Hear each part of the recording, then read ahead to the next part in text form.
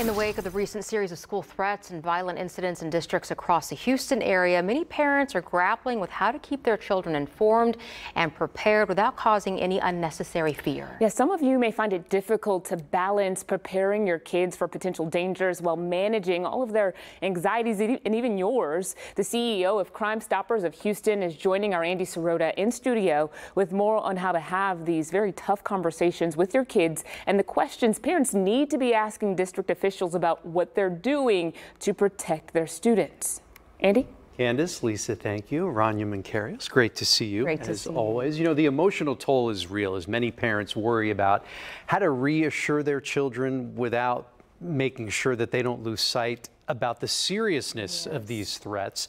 So walk us through this. How do parents best navigate that emotional burden of discussing these threats without scaring their kids? Well, we have to balance two things. One, it's really emotionally difficult. I'm saying this as a mother. It is the worst thing to think about, and it is the worst thing to talk about, and it is the worst thing to say or see an alert about your school being in a lockdown or anything like that. But we have to hold that emotion for a second and then go to the facts. We know our school districts, every single school district is doing everything it can to take these threats seriously, to prepare schools, God forbid, for a school threat, to have a plan of action if a shooter is in the classroom or at least on the premises. They're doing their training, they're training the staff, they're training the students, they're speaking amongst each other. So there is a solid plan in place, and we want to have confidence in that plan. We want to understand it. And I'm going to tell you something.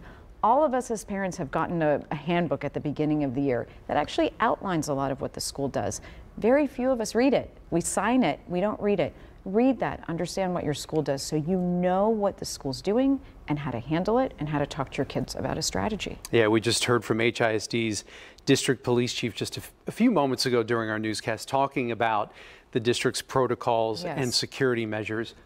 What advice do you have for parents who may be struggling to make sure that their children are prepared, but at the same time, they're managing their own anxieties? You've got to manage your anxiety. You've got to listen to your kids. Talk to them about what they're thinking, what they're feeling. I had one of my own kids say to me the other day, you know, at the end of the day, I really don't know what I'm supposed to do. And there's no conversation that's harder to have.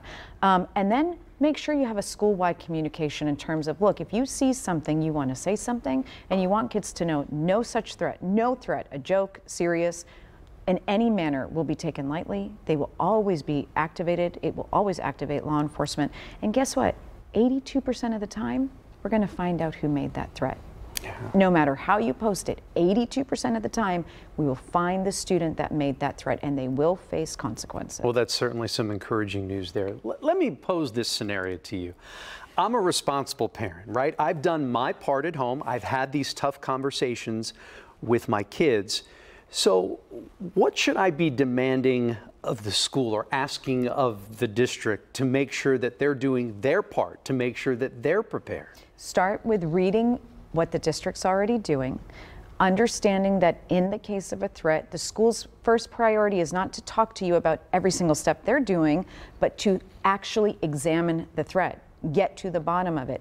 Through the course of that, they also are dealing with minors whose identities they have to protect. So the schools are in a tricky situation. A lot of times parents see that pause and that lack of communication from the school as a, oh my goodness, the school's not doing anything. That's not true. The school has a legal duty. They care about your children. They are doing something. It just takes time. But if you start by understanding the protocol, if there's something you don't like about it, go to the district. There are board meetings, there are district meetings, there are principals, guidance counselors, there are people to talk to.